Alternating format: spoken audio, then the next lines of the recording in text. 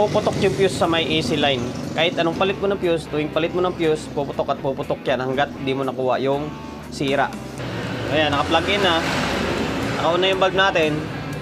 Switch natin. Pakita ko sa inyo na may shorted. Ayan o. Walang indicator dito kasi may shorted.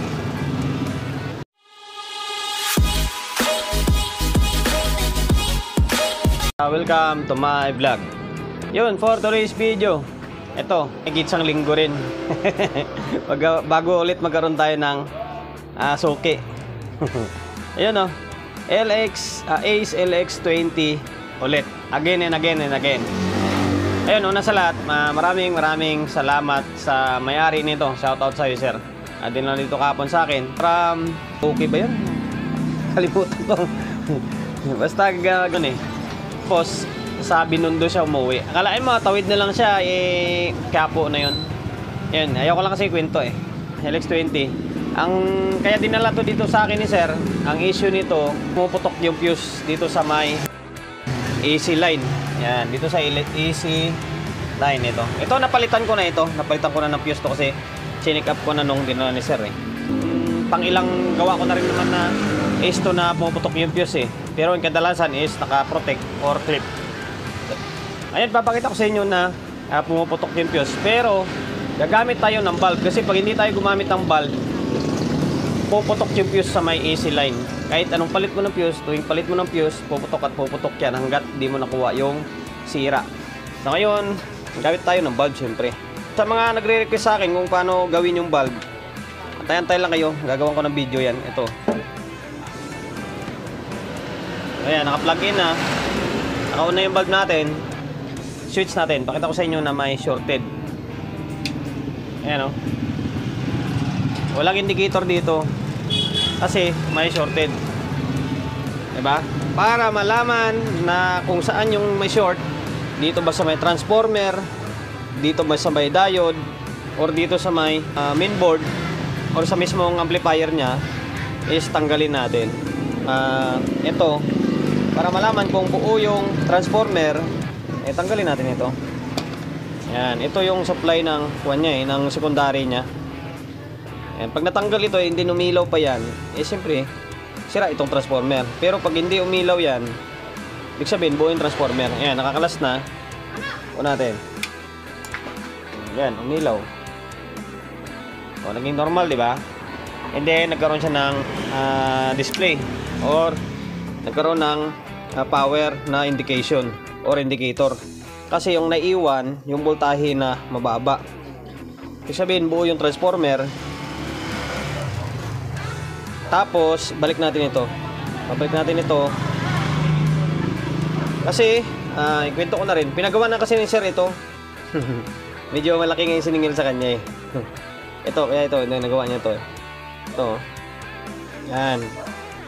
Ngayon, dahil buo itong transformer, para malaman natin kung alin yung buo rito sa dalawang channel na ito, kailangan check natin pa isa-isa. Ngayon, unahin natin dito. Dito muna tayo sa may mayroon pa naman itong baklasin itong ano to, yung LX20 na to dahil may lock kasi ito. Kaya lang baklasin ko lang. Ngayon, binaklas ko muna rito. Dito muna.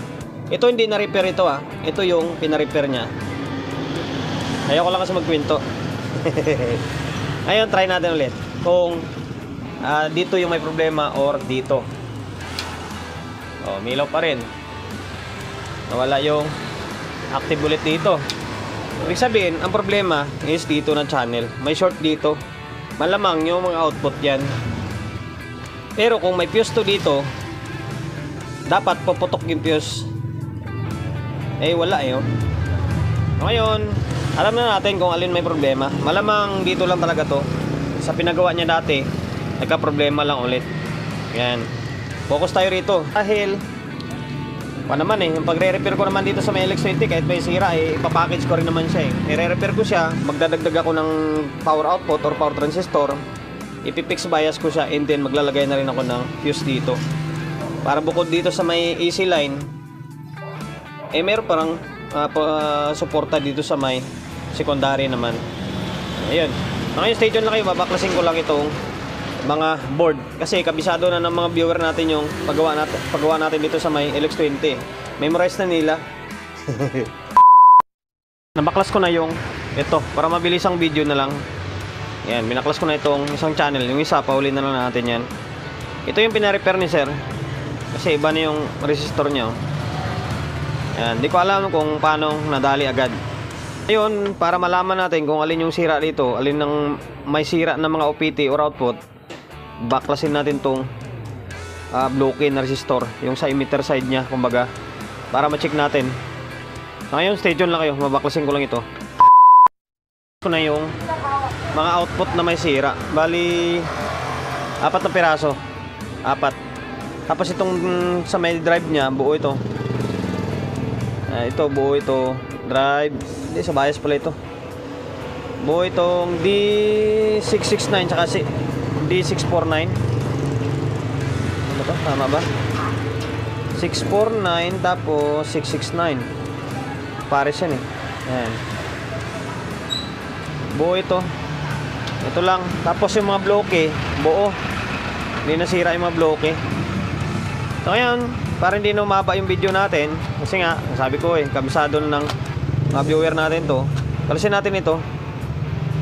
Kalisin natin ito. And then, balik ko yung mga bloke. Tapos, palitan ko na ng mga output.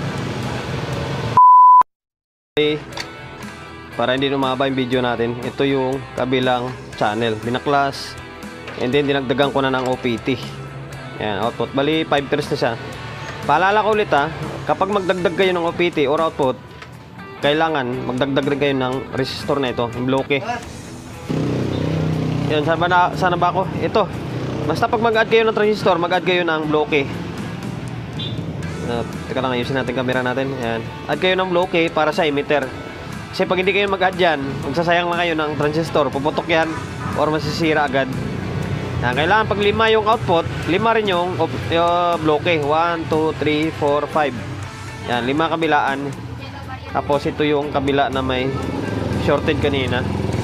Tapos, yan, para mabilis tayo matapos. Ito yung ginawa ko sa fuse, oh. Pasensya na, bukas pa ako magpapakyapo eh. Hindi ako nakabili ng fuse holder or fuse box. Kaya ganyan lang muna. Kahit pa paano laking tulong yan or laking bagay yan. Yan. May fuse na siya. Tapos, sa gustong gayahin, putulin nyo. Tapos, yan oh. Yan. Ngayon, ibabalik ko lang yung balik ko itong power supply. Tapos bago natin balik to sa may heatsink, sukatan muna natin kung normal yung bias niya or may problema pa or wala na, para hindi tayo mahirapan pag babaklas-baklas. Naibalik ko na yung board dito. Hindi pa sa heatsink, yung heatsink oh. Sukatan muna natin ang bias niya ito. Yan. Tapos yung power supply natin ito. Ganda na yung tester natin, 0.25. Ngayon, sukatan natin.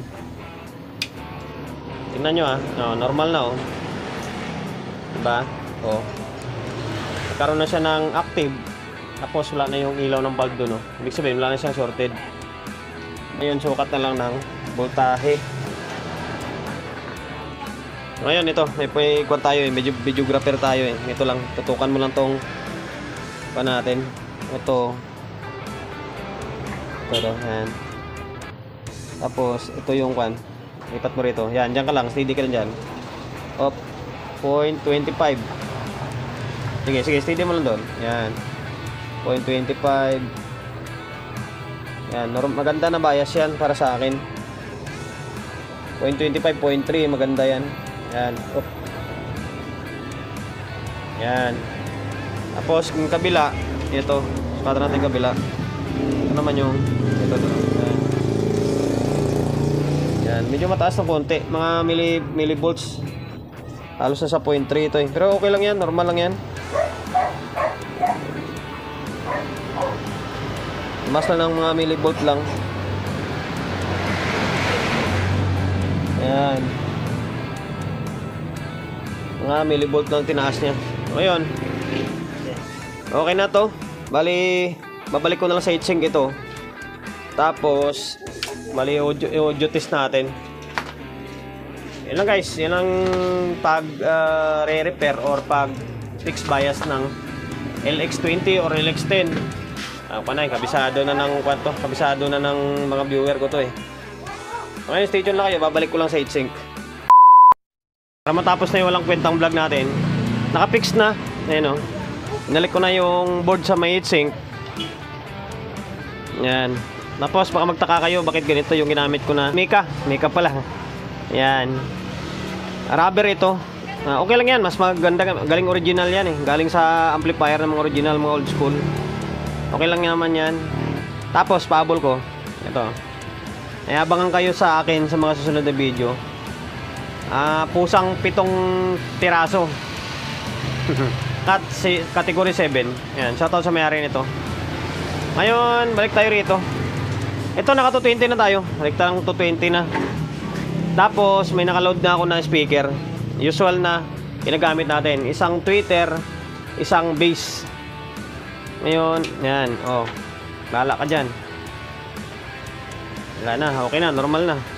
Tapos, speaker natin. Ayun, maandar na pala yung source natin, maandar na pala. Ayan.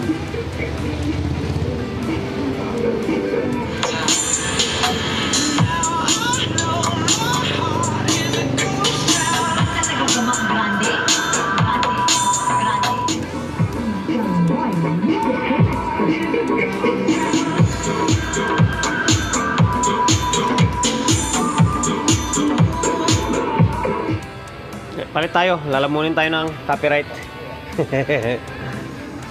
Kailangan. Yan, dito tayo sa unini. Walang copyright dito eh.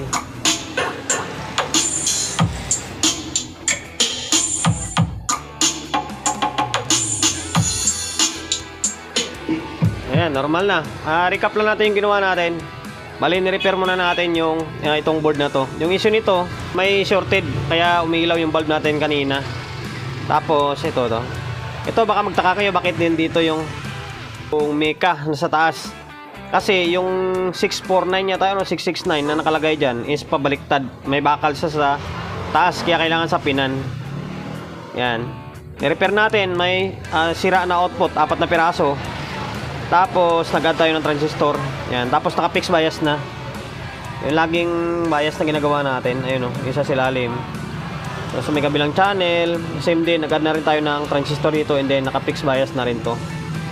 Tapos, naglagay tayo ng fuse. Yan. Bago tayo magtapos, siyempre, Sir, from Binondo. Taga Binondo to eh. Pero galing Marinduque pa tong unit niya. From Binondo, okay na yung Ace na LX20 mo. Wala na siyang protect, okay na. Hindi na puputok yung fuse. So, yun lang guys. Hanggang dito na lang yung walang kwentang vlog natin. Kasi marami pa tayong gagawin. Basta abangan nyo.